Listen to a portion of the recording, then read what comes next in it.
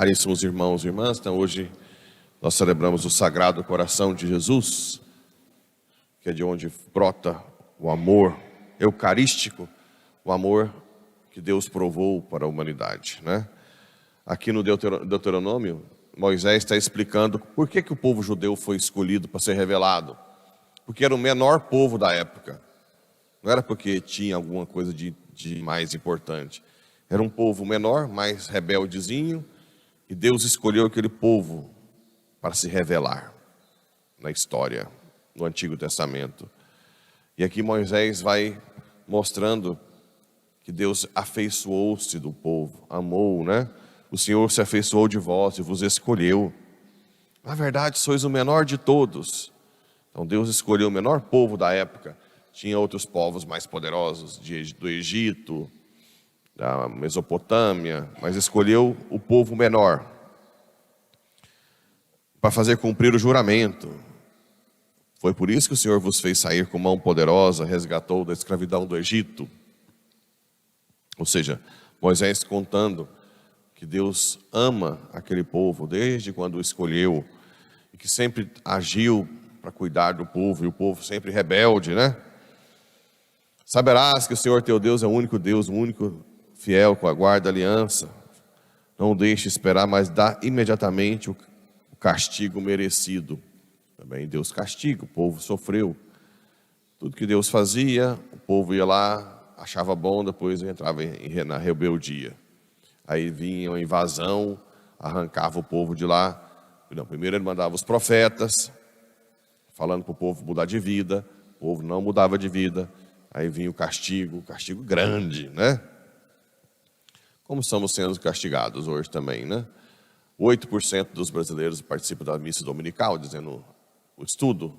8% dos católicos têm hábitos de missa dominical. O que quer dizer? 92% estão em pecado mortal. É pouco ou não? Vamos lá. Carta de São João, que fala desse amor. No Evangelho de São João, ele todo foi todo narrado em cima de uma desconfiança do amor de Deus, do povo em relação a Deus por causa do sofrimento. Então o povo, desde quando o povo sofria muito, como também hoje muita gente sofre, o povo desconfiava do amor de Deus. Como assim que o Senhor ama a gente? Nós estamos aqui sofrendo, né? E o Senhor aí de boa. Sempre tinha essa desconfiança. E aí, no Evangelho de João, constrói toda a narrativa de que a única forma que Deus tinha de provar o povo que amava é se ele mesmo sofresse o que o povo sofria de uma forma maior. Por isso que Jesus deu a vida de uma forma bem dolorosa, né? Porque a única forma que a gente tem certeza de descobrir que Deus nos ama é quando ele mesmo, o seu filho, aceita tudo que ele aceitou na cruz, né? Jesus morre por nós. Jesus dá a vida, sangra, é humilhado, ultrajado, cuspido, caluniado. Tudo que poderia acontecer de ruim com o ser humano, Deus quis aceitar, mesmo sem ser claro que não é pecador, não tem nem lógica, né? Porque o pecado é contra Deus, ele é Deus. A partir desse momento, a humanidade não precisa mais ter dúvida de que Deus nos ama. Claro que o sofrimento é um mistério. Quem está passando pelo sofrimento é um mistério. Não consegue entender porque pessoas tão justas sofrem tanto. São tão perseguidas, são injustiçadas. Ainda é um mistério muito grande. Mas nós sabemos que, assim como Deus tirou um bem desse sofrimento, que foi a nossa salvação, ele vai tirar um bem do sofrimento dos justos desse mundo, que é a salvação dele e da família. E também nós sabemos que a graça de Deus também estava com Jesus na hora do sofrimento, assim como a graça de Deus estava com os santos na hora do sofrimento. E ela pode estar conosco quando nós estivermos sofrendo. Nós não vamos sofrer como um pagão. O nosso sofrimento, se nós formos humildes, como pede aqui, né? Só os humildes, não foi revelado aos entendidos, aos grandes, mas aos pequeninos, né? Te louvo, porque escolhestes e revelaste aos pequeninos. Se nós formos pequeninos, crianças diante de Deus, na hora do sofrimento, nós vamos ter uma graça, como uma criança também vai ter que sofre, uma graça especial para suportar o sofrimento, dar sentido, fortaleza, esperança, sabedoria, tudo que o dinheiro não compra. Pelo amor que Deus tem a nós, Ele não pode tirar as consequências do pecado, que é morte, sofrimento. Mas Ele pode tirar um bem disso. Claro que na teoria é uma coisa, mas quando a gente está sofrendo na cruz, é difícil, né? É muito difícil. Mas não pensem vocês que foi fácil para os santos. As biografias dos santos contam as coisas, mas não contam os dramas, né? Mas quando os santos sofriam também, tinham os seus dramas. É que a gente quer ser perfeito, mas a gente tem que entender que somos fracos. E Deus entende isso. Quando a gente estiver sofrendo, de vez em quando dá uma xingadinha assim, revoltinha, é normal, hein? Não estou mandando ficar revoltado nem xingar, mas é muito fácil quem está fora da cruz falar que você tem que ir para a cruz, é bom demais. Mas na hora que você está pregado lá, neném, né? Vai ver se é fácil. Claro que sai de tudo. Sai tudo quanto é tipo de sentimento, revolta. Santa Rita, como eu já disse, ela, apesar de falar que preferia os filhos mortos do que pecado mortal, quando os filhos morreram, ela ficou que jeito? Ai, que bom, o senhor me ouviu. Foi assim? Não. Ela entrou em crise. Ela foi para o mato, gritando, chorando. Ficou no mato dias, dormindo lá no meio do mato, não querendo nem saber de ninguém mais. Aí o Espírito Santo foi tocando ela foi lembrando, por isso que é importante a criação dos pais. Ela foi lembrando da mãe dela falando com ela, que ela nunca deveria revoltar-se com Deus, que Deus é a nossa única força, na hora do desespero. Ela ficou tudo doida, igual doida. Entendeu? Santa Rita. Não é que ela ficou assim, que bom que meus filhos morreram, né? A gente quer ser perfeito, mas não é. E as biografias do santo atrapalham. Tem santo que Deus me livre, parece que vai fazer jejum de leite no peito, né? Aí você fica assim, uai, se o homem é tão santo assim, e eu? Então eu não vou virar santo nunca. Não conta os dramas, não mostra tudo que pensa. Por isso que é bom as autobiografias, que eles contam os dramas deles, né? Tinha uma que morreu novinha, Santa Chiara Badano, Beata Chiara Badano, não é santa ainda não.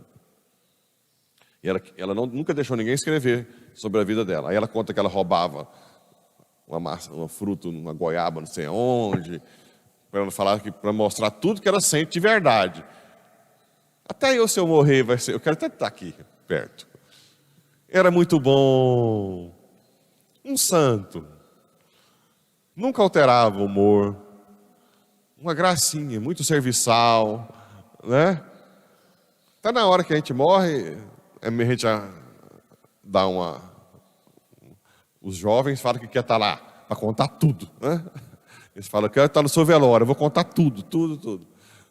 Mas ali, agora imagina uma pessoa que vai escrever sobre o santo depois de uns anos. Você acha que vai escrever do que tem defeito, né?